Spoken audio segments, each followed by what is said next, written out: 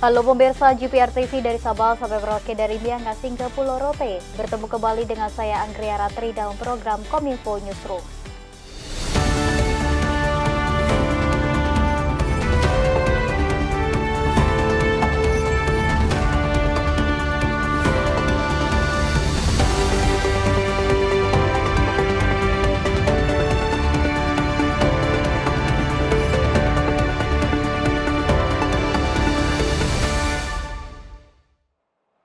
Kita ke informasi yang pertama pemirsa. Dalam High Level Forum on Multi-Stakeholder Partnership dan Indonesia-Afrika Forum kedua, Indonesia menegaskan pentingnya kerjasama berbagai pihak untuk mencapai dan mempercepat pembangunan berkelanjutan. Indonesia sebagai tuan rumah berperan aktif menjalin kerjasama di berbagai sektor agar negara-negara di Global South semakin kuat menghadapi dinamika global yang semakin kompleks.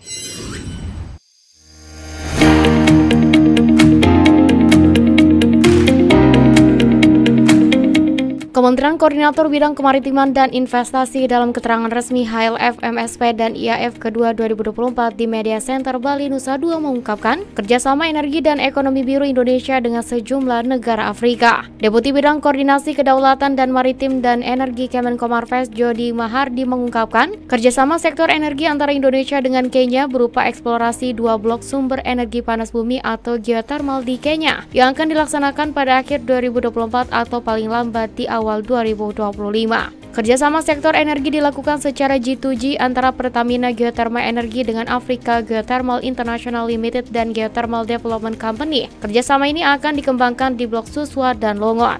MOU yang kita buat kita dorong dengan beberapa negara di Afrika memang untuk juga sebagai umbrella government agreement, karena memang kita harus sadari bahwa ya pemerintahan kan akan silih berganti tidak hanya di Indonesia tapi di negara-negara yang kita bermitra juga di negara Afrika, dan dengan adanya MOU ini memberikan kepastian untuk bisnis keberlanjutan mereka dan dukungan dari sisi kebijakan.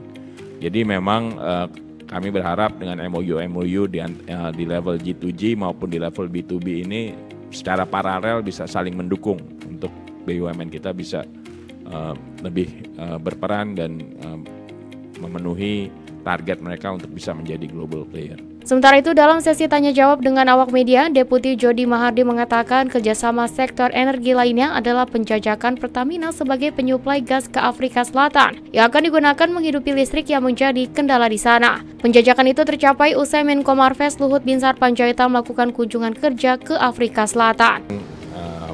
Pertamina juga sedang menjajaki, udah mulai join studi untuk supply gas ke South Africa gitu, untuk digunakan sebagai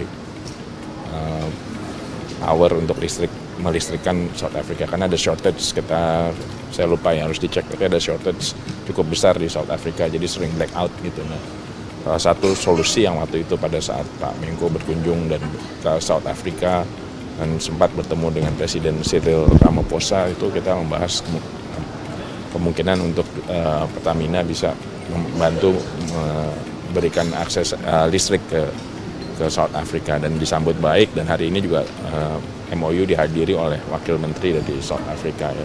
Jadi nanti rencananya dari blok di Buzi yang di Mozambik ini di regasifikasi, jadi Pertamina akan berinvestasi di regasifikasinya, kemudian IPA-nya sudah ada sekarang dari Mozambik ke South Africa, dan ini nanti tinggal digunakan untuk mendukung supply listrik ke South Africa.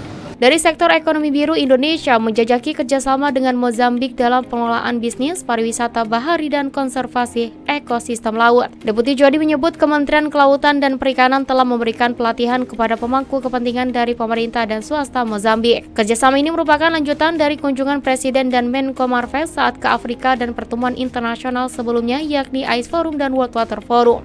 KKP sudah mulai memberikan pelatihan kepada pada government stakeholders maupun dari community based stakeholders di Mozambik untuk pelatihan sustainable fisheries. Ini lanjutan dari ICE dan lain-lain? Ya, ICE dan juga kunjungan Presiden ke Mozambik. Jadi pada saat Presiden Jokowi ke Mozambik itu salah satunya adalah direktif pada Pak Menko Luhut untuk menyusun task force kerjasama untuk implementasi kerjasama antara Mozambik dan Indonesia. Jadi ada 4 area, yaitu 4 sustainable fisheries, kemudian energy and mining,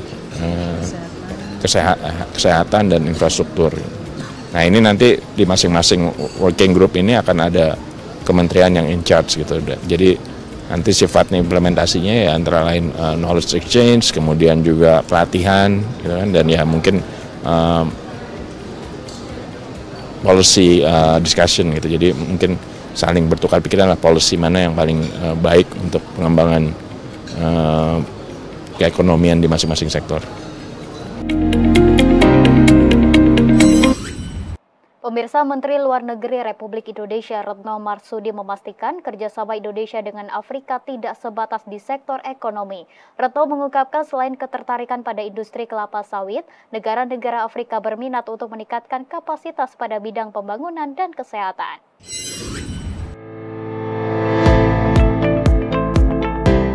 Pemerintah Indonesia menggali potensi kerjasama potensial, salah satunya industri kelapa sawit dengan negara-negara di kawasan Afrika. Hal tersebut disampaikan langsung oleh Menteri Luar Negeri Republik Indonesia Retno Marsudi dalam konferensi pers di sela perhelatan Forum Tingkat Tinggi Kemitraan Multi-PH High Level Forum on Multi-Stakeholder Partnership dan Forum Indonesia Afrika kedua di Badung, Bali pada Senin 2 September 2024. Retno mengatakan bahwa beberapa negara yang berasal dari kawasan Afrika sudah menunjukkan keinginan mereka untuk bergabung dengan Committee of Palm Oil Producing Countries. Selain permohonan kerjasama untuk meningkatkan kapasitas bidang kelapa sawit, Retno juga mengungkapkan terhadap permintaan kerjasama untuk meningkatkan kapasitas pada bidang kesehatan. SIPOPSI ini adalah asosiasi produser sawit, anggotanya beberapa negara. Jadi kemudian ada yang meminta capacity building untuk bidang kesehatan. Jadi kita tidak hanya melakukan kerjasama ekonomi, tetapi dalam waktu yang sama kita juga memberdayakan mereka. Sekali lagi karena apa? Spiritnya adalah selatan-selatan. Kita bersaudara, kita pertebal solidaritas kita, dan selatan-selatan menjadi juga semakin relevan di tengah situasi dunia saat ini. Perhelatan High Level Forum on Multi-Stakeholder Partnership 2024 mengusung tema Straining Multi-Stakeholder Partnership Toward a Transformative Change, sedangkan untuk Indonesia Afrika Forum kedua mengangkat tema Badut Spirit for Africa Agenda 2063. Terdapat sesi utama Joint Leader Session Indonesia Afrika dan High Level Forum on Multi-Stakeholder Partnership 2024 serta High Level Plenary Session pada hari kedua. Selain sesi utama, forum ini juga akan menggelar 12 paralel event dan 17 side events yang berlangsung hingga 3 September 2024 di Bali. Dengan kehadiran berbagai pemangku kepentingan dari seluruh dunia, Indonesia berharap dapat memainkan peran penting dalam mendorong perubahan transformasional yang lebih inklusif dan berkelanjutan di tingkat global. Pemirsa, pemerintah Indonesia menekankan bahwa ekonomi biru tidak terbatas pada perikanan tetapi mencakup industri perdagangan hingga energi terbarukan. Melalui ekonomi biru diyakini mampu menciptakan 12 juta lapangan kerja baru pada 2030 dan meningkatkan PDB Indonesia pada 2045.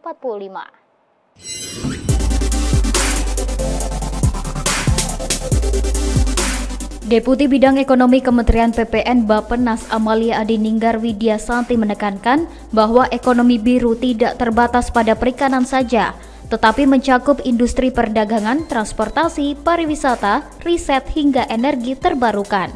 Hal itu disampaikan Amalia Adininggar pada panel diskusi terkait ekonomi biru dalam perhelatan High Level Forum on Multi-Stakeholder Partnership di Badung, Bali. Blue economy will cover not only about fishery, but also it will touch upon the marine-based industry and including trade, transportation, tourism, research and education, renewable energy, and biotech. Sementara itu, berangkat dari kesadaran akan luasnya sektor yang dicakup oleh ekonomi biru, Amalia mengajak seluruh negara tidak terbatas kepada negara-negara anggota ASEAN untuk berkolaborasi dengan Indonesia dalam pengembangan ekonomi biru.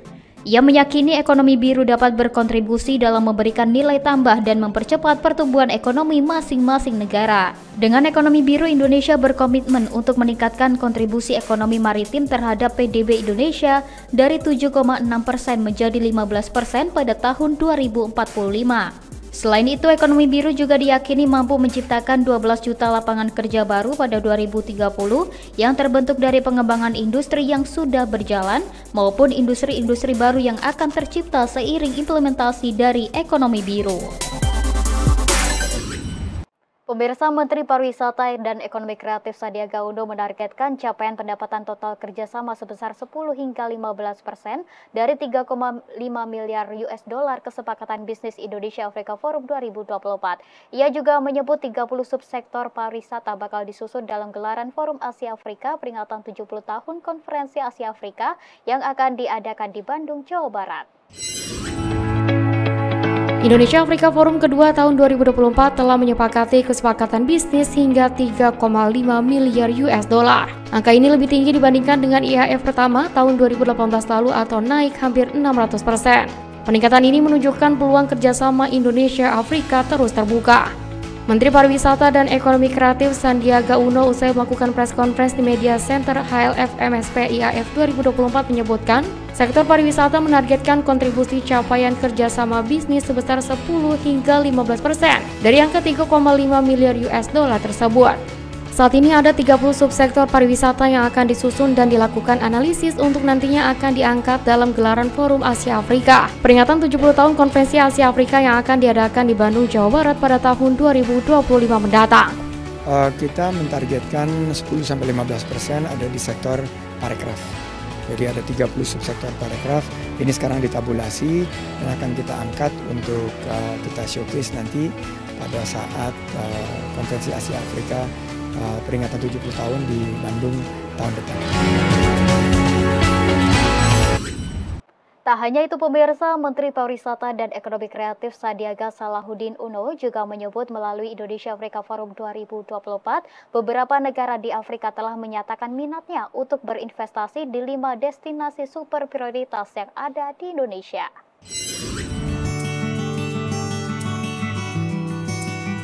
Menteri Pariwisata dan Ekonomi Kreatif Sandiaga Uno menyebutkan Indonesia menargetkan terjalinnya kerjasama dengan negara-negara di Afrika yang hadir pada gelaran Indonesia Afrika Forum 2024. Menparekraf menyampaikan hingga hari kedua pelaksanaan IAF 2024 terdata sudah ada beberapa negara yang berminat melakukan kerjasama bidang pariwisata dengan Indonesia. Beberapa kerjasama bidang pariwisata tersebut yakni investasi di 5 destinasi super prioritas yang ada di Indonesia, yakni Likupang, Danau Toba, Labuan Bajo, Mandalika, dan Borobudur. Indonesia melakukan pendekatan dengan 3 negara ekonomi terbesar di Afrika untuk melakukan kerjasama bidang ekonomi dalam kunjungan wisatawan dan penjualan produk, yakni meliputi Nigeria, Afrika Selatan, dan Angola. Sebelumnya dalam press conference HLF MSP IAF 2024 pada Selasa 3 September 2024, Menparekraf juga menyebutkan Indonesia Afrika Forum menjadi sarana promosi yang efektif dalam memperkuat brand image. Badan Pusat Statistik juga telah merilis adanya peningkatan kunjungan Wisman yang signifikan ke Indonesia sejak dimulainya gelaran Indonesia Afrika Forum 2024. Ya pemirsa, saat ini saya masih berada di Media Center Bali Nusa Dua Convention Center, masih bersama dengan Bapak Menteri Menparekraf, dan kita saat ini ingin mengetahui sebenarnya dari Indonesia Afrika Forum yang dilaksanakan tahun 2024 ini seperti apa capaian yang diraih oleh Indonesia dan bagaimana dengan destinasi yang ada di Indonesia. Apakah masih dilirik oleh pihak luar khususnya negara-negara di Afrika? Langsung saja kita akan tanya kepada Pak Menteri. Pak Menteri, ini seperti apa sejauh ini rangkaian atau yang kita dapatkan dari pertemuan Indonesia Afrika? Alhamdulillah ini sudah masuki tahap akhir dari Indonesia Afrika Forum, dan kita melihat dari delegasi yang memenuhi beberapa venue ini sesuai dengan target kita, dan amplifikasinya ini adalah bagaimana kita bisa mendapatkan hasil yang konkret, dan hasil konkret ini salah satunya adalah minat investasi dari investor-investor besar di Afrika Selatan, Mesir, di beberapa bidang, terutama di 5 destinasi super prioritas kita, Danau Toba sampai Mandalika dan Labuan Bajo, Likupang, serta Borobudur. Pemirsa, kami akan segera kembali dengan informasi lainnya, tetaplah di Kominfo Newsroom.